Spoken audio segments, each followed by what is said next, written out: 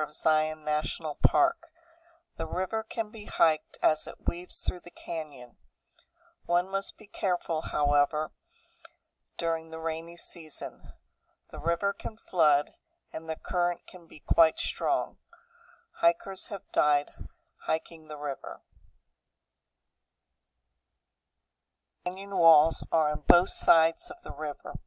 This is called the Narrows.